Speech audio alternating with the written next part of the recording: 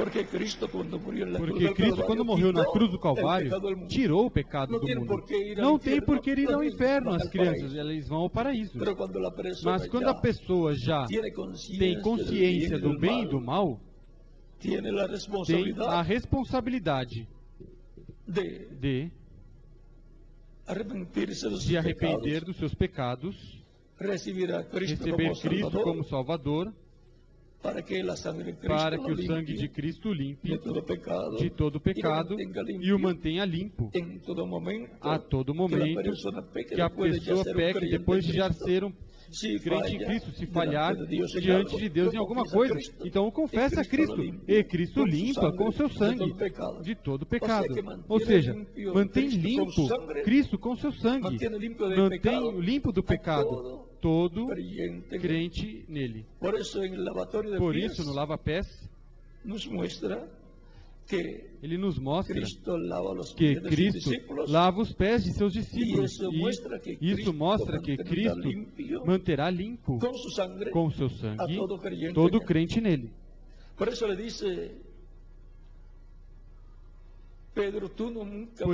Pedro disse, tu nunca me lavarás os pés. Por quê? Quem lavava os pés era um servo e era o serviço mais baixo que uma pessoa poderia ter lá no Oriente Médio. E Cristo desceu a essa posição, a esse nível. E Pedro, que amava muito Cristo, não queria que Cristo fizesse isso com ele. Mas Jesus Cristo disse, se eu não te lavar os pés, não terá parte comigo. Ou seja, que o lava-pés entre os irmãos é muito importante. É um testemunho de que Cristo nos mantém limpos de todo pecado. Não importa as etapas difíceis pelas quais passemos. Se alguém pecou, advogado temos para com o Pai, a Jesus Cristo, seu Filho. Ele é nosso advogado.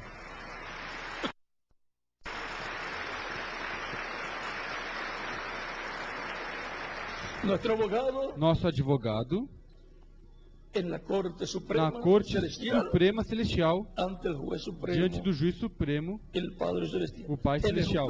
Ele é o nosso advogado. E eu não recomendo outro advogado, porque não conheço nenhum outro advogado melhor do que Jesus Cristo.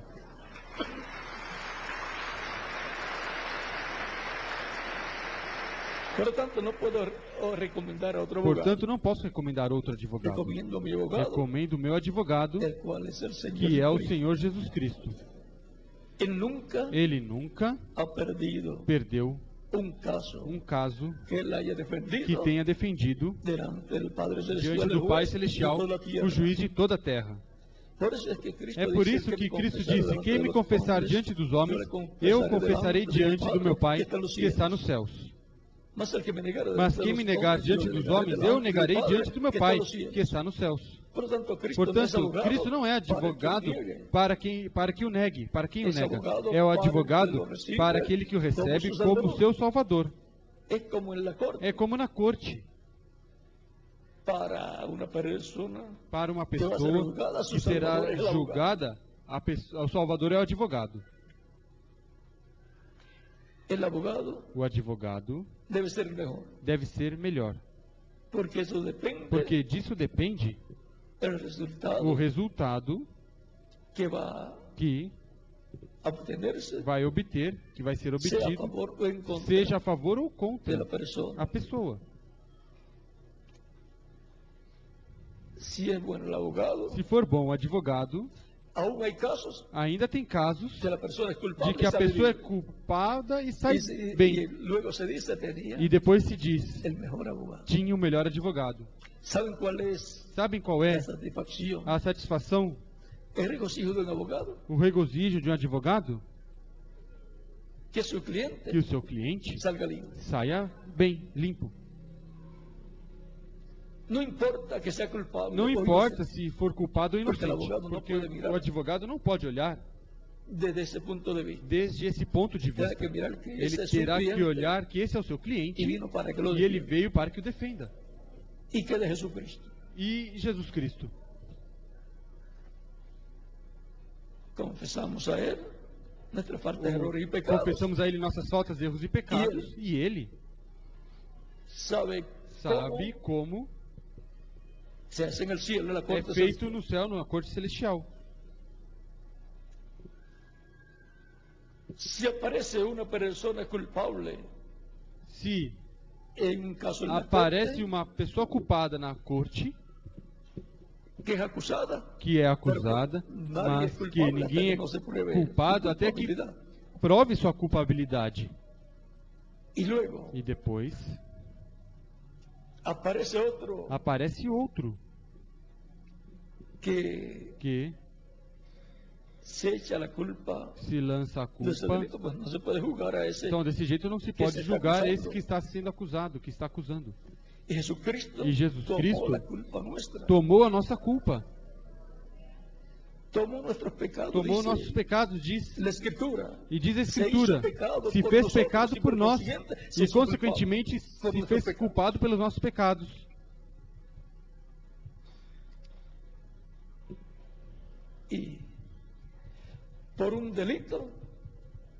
E por um delito não pode se julgar alguém, a uma pessoa, quando já se julgou outra por esse delito e saiu culpada e se lançou toda a culpa. Não se pode dizer ou buscar outra pessoa e dizer, não, agora esse é o culpado. Não, uma pessoa já foi culpada, se tornou culpada e recebeu a sentença. A sentença, diz a Escritura, que é morte. Ou a recompensa do pecado é o que? A morte. A pena de morte. É morte. E Cristo, ao tomar nossos pecados, porque não tinha pecado, portanto não podia morrer. Ninguém me tira a vida. Eu a dou por mim mesmo, para tornar a tomá-la. Toma os nossos pecados e torna pecado por nós. Em representação nossa. E agora e agora morre por nós e consequentemente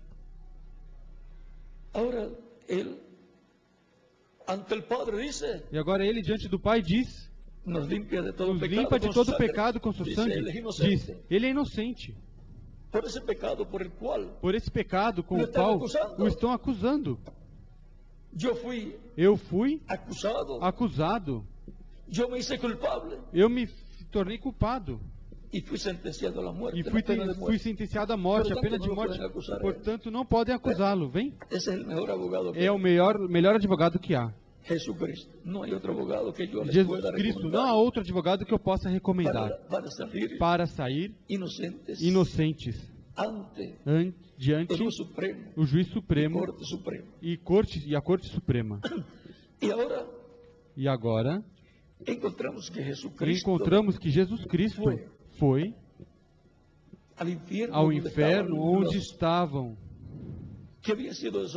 aqueles que haviam sido desobedientes no tempo de Noé e foram destruídos com o dilúvio. Se encontravam essas pessoas, essas almas em corpos espirituais, porque a alma, o que é a pessoa, habita num corpo espiritual de outra dimensão, e quando aparece na Terra, entra num corpinho que nasce através de uma mulher que se uniu a um homem e concebeu um bebê. E a pessoa que é alma vivente e que tem um espírito, que aconteceu? Entrou nesse corpinho que nasceu. E por isso estamos aqui na Terra.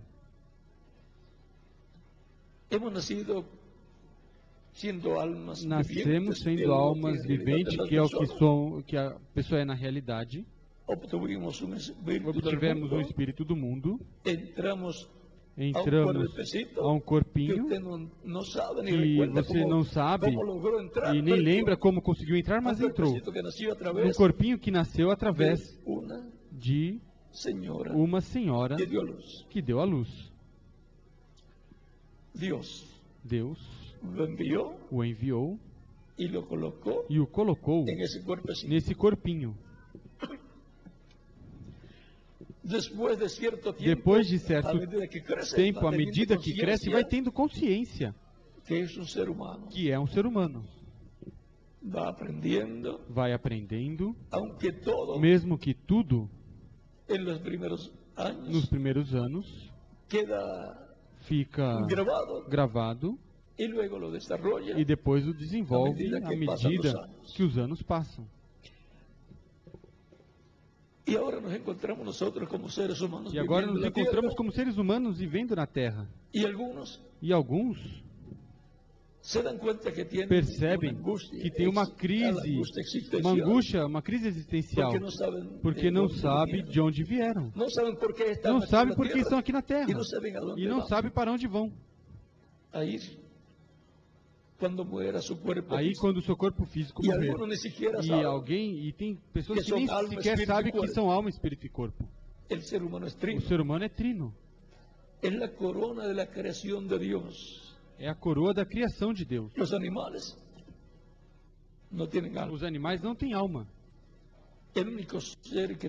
O único ser que tem alma, o único da criação que tem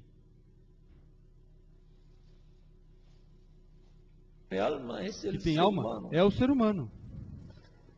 Deus não fez os animais à sua imagem e semelhança. Deus somente fez o ser humano à sua imagem e semelhança. Por isso, assim como o ser humano é alma, espírito e corpo, encontramos Deus, o Todo-Poderoso, Pai, Filho,